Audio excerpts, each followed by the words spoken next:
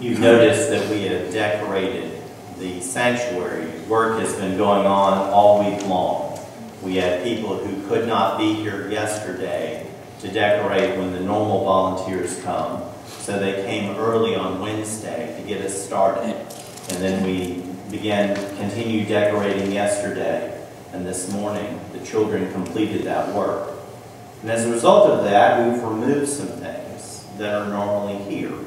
We mentioned removing the chancel areas because we have room for the decorations of Advent and Christmas that are here, and also the need for increasing space because we're blessed to have so many guest musicians that occupy this space over here.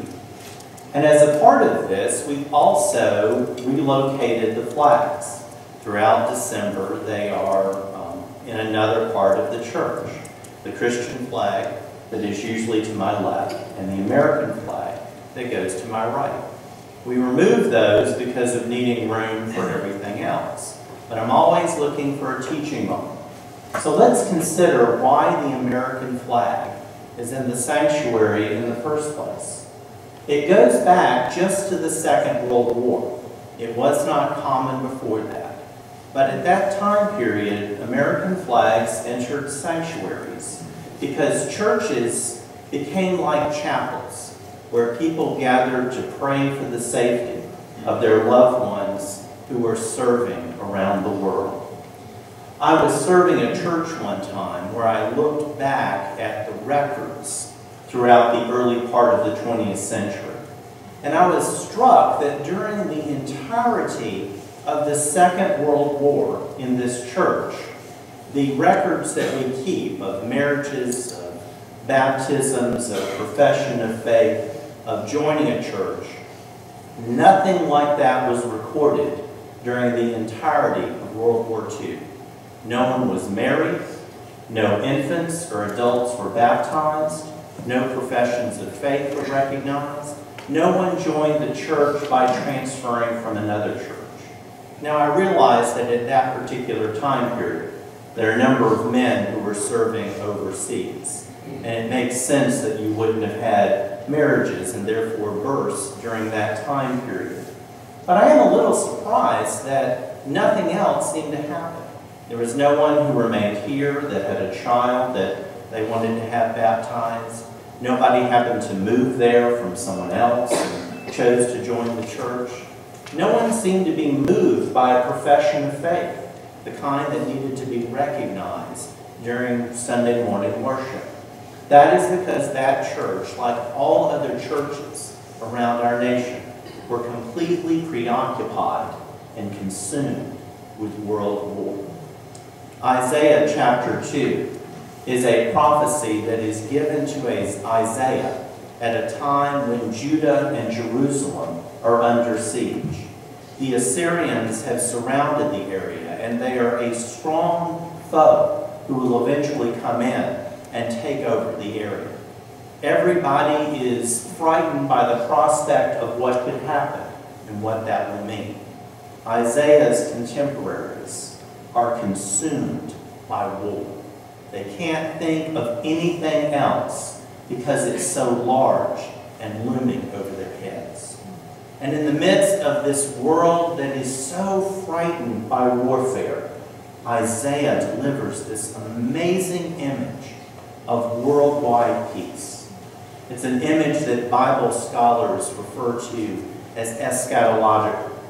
It describes something that will happen in the distant future, when everything that we have done to bring harm to each other and to God's creation cease to be. A time in which there will be worldwide peace. Isaiah's image is not a nationalistic one. He doesn't talk about people gathering to worship and give thanks to God because their enemies have all been killed. But it's an image in which every nation and people from all over the world come together and everyone worships on God's mountain. Those who were drafted into war are now able to return to their jobs. The farmers who had to become soldiers can go back to being farmers again. Instruments of warfare that are used to kill, like the sword and the spear, become turned into farming implements. So what was designed to take life is used instead to sustain life. It is in the midst of this anxious time that Isaiah presents this image. To say to his people, you may be consumed by war. You may not be able to think about anything else. But our God is a God of peace. And God's people work for peace. Even though we continue to live in a world that is scarred by war, God's people work for peace. During this season of Advent, Isaiah reminds us to penitentially reflect on where we are and who we are as a people.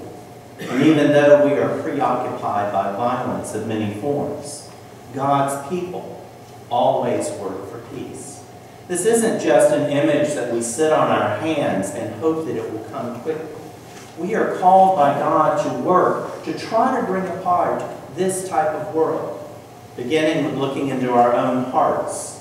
Where is the hatred and the mistrust in our hearts? Where is the blackness? And what can you and I do to reconcile with those from whom we are estranged? It might come this morning during the service, during the passing of the peace, when you offer a word of blessing and a handshake to someone else, thinking about someone with whom you might have a grudge. It can happen this time of year when we make a phone call or we write to somebody that we haven't spoken to in a while to say it's been long enough that we've been apart. Let us come back together.